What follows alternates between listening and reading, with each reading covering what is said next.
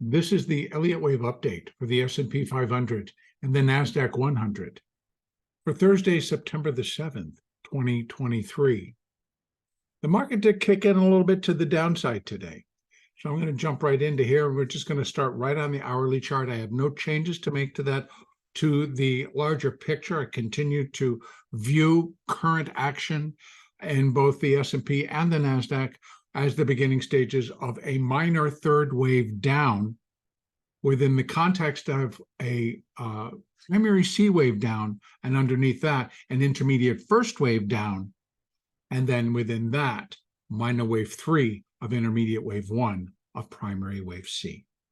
So here in the S&P, we did finally break below 44.50.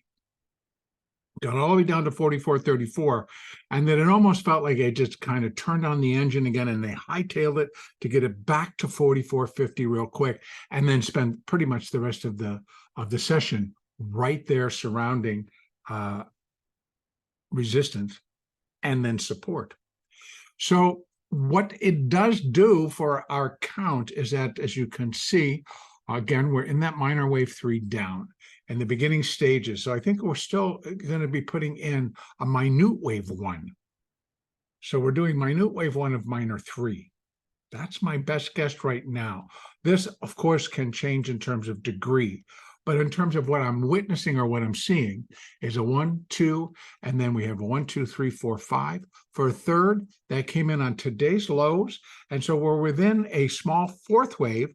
And then here are the fibs for that. And so we have 44.71 up here on top, but it seems to be hugging and hanging out around 44.57. So whether it actually kind of can get itself up to this level or not is not as important as just we see the structure. Structure looks like it could be pretty complete right in here. Now, what would this all suggest is that we have a wave 5. So I would put a 4 here, and then we get a wave 5 down. And that being the case, if I would have put the 4 here, and I would run my fibs, which would compare 4 to a wave 5 to wave 1. And this is just a guesstimate because I don't have any clear defined move that this fourth wave could possibly be done. It's a possibility, but I don't have any confirmation of that just yet. But let's say that it did. Then what we'd be looking for is this fifth wave down, and the equality is at 44.22.50. And that would seem pretty logical. And then what we have done after that is likely completed minute wave 1. Then once that's done, we get a wave 2 correction and then start the process again.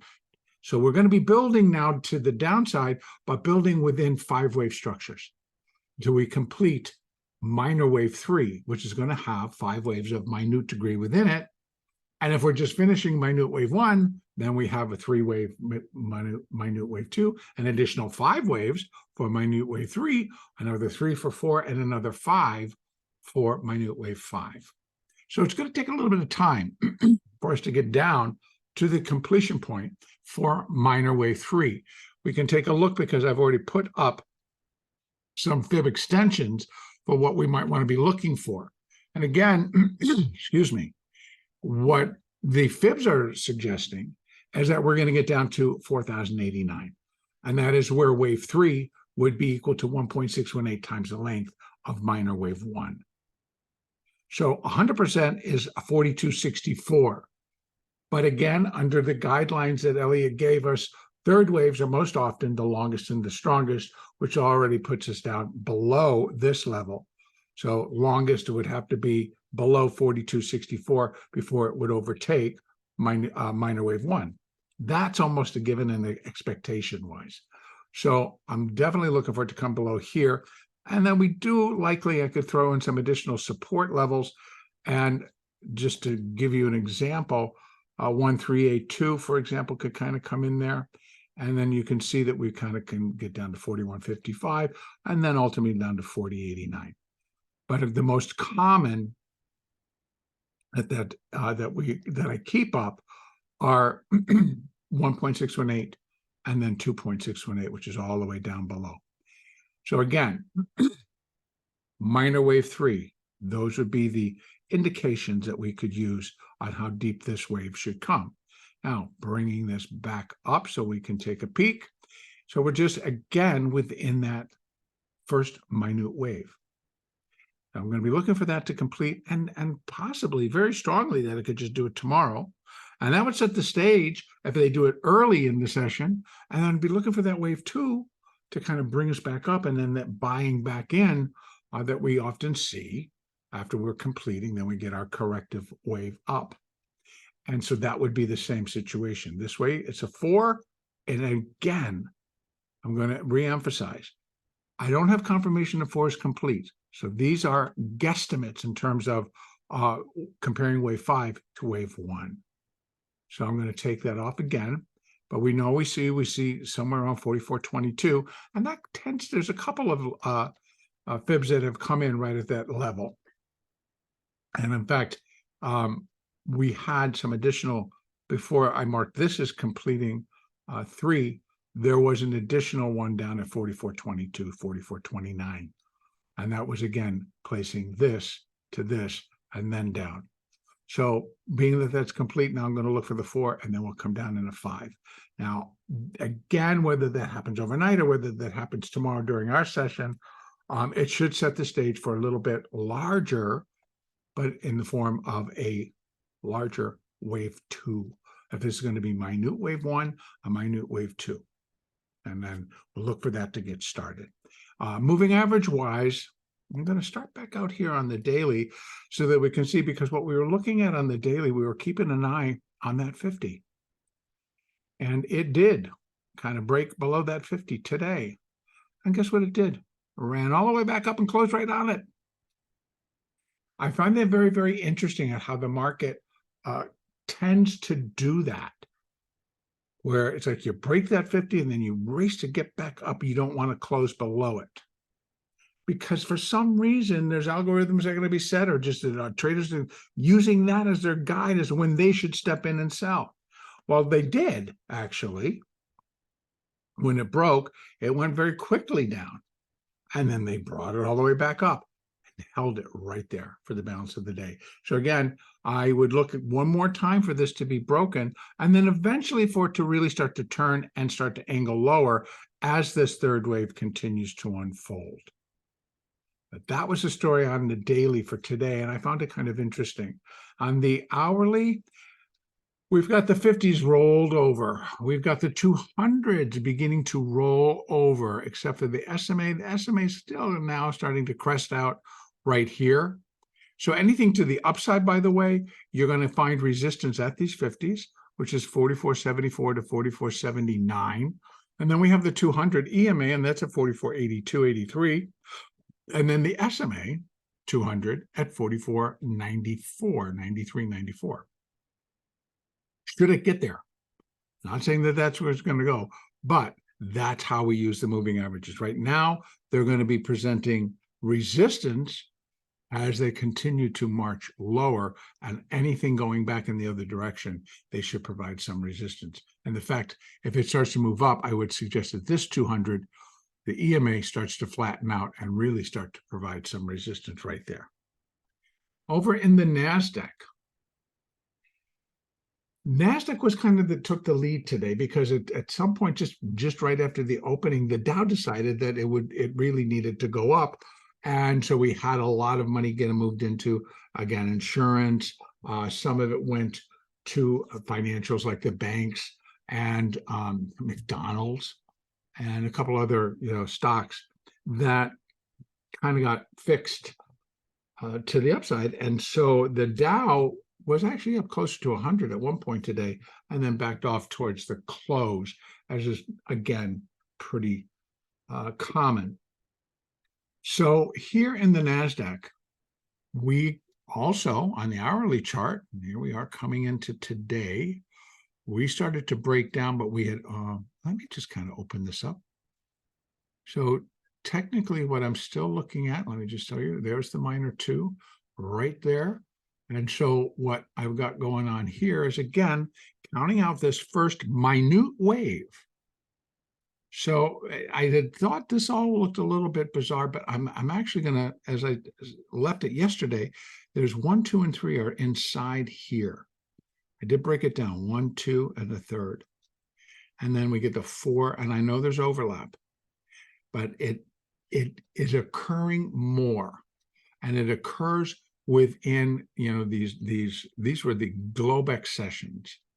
And then once we got back on board on Monday, it just drove it down to put in this wave 1. So small wave 1, small wave 2. Wave 3 comes in, and again, as I left it, we looked like we had nesting 1-2s, and that really was the story. So we have 1, 2, and then another 1, 2, 3, 4, 5 for the third. We got the 4, looking for a fifth wave down now.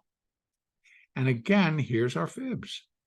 So we have 100% not going to be good enough. 1.618, maybe good enough because these were kind of spikes, a little bit of the extreme within the candle. So we have 15,161. Needs to really get below 15,158, which I think should not be too much of a hassle for the NASDAQ. And then we have 2.618 down here, 50,068. And then outside of all that, I did have for that larger third, let me go ahead and put that one back up so that we can see it.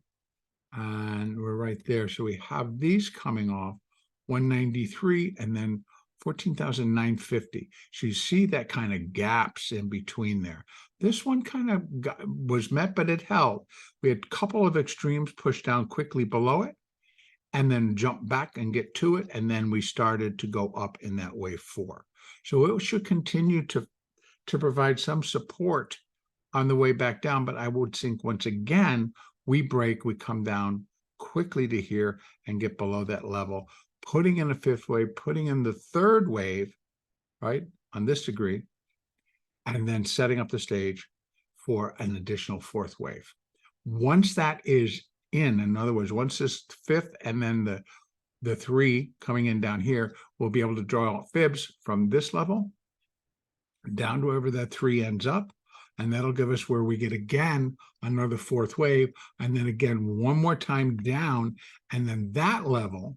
So that's why I'm thinking this is where this is going to come in. That level would then give us that third wave on this degree. So we got a 4. One more time. Wait a minute. Got that a little bit backwards. So we get the 4 and the 5, and that gives us the third. Then we get another 4 and another 5, and that gives us minute wave 1. That's what I meant to say. So let me go over that one more time. So we have 1, we have 2. We have 1, 2, 3, and a 4, looking for a 5 to come back down. And then get just below 15,150, let's call it 155, maybe down to here, maybe down to here. That'll put in that 5, and then we put in a third. We do a fourth wave. We come back down again in a fifth on this degree, and then we're likely going to get closer to 14,950. And then once that's done, then we got minute wave 1 in. And then we get a minute second wave rally. So we get, that's the whole process. We do 5 down, we do 3 up. We're going to do 5 down, we do 3 up. So wave 2s and 4 are the corrective. So they're going to be to the upside, the counter trend at this moment. So again, moving average wise, we still got that 50, and that all is because they kind of bounced out of this pretty hard. And a lot of that came on the back of Meta.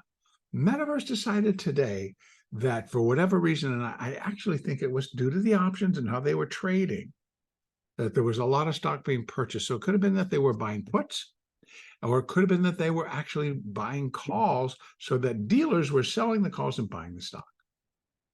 And for whatever reason, Meta, which ended up closing down a little bit, closing down 50 cents, at one point was trading above 307.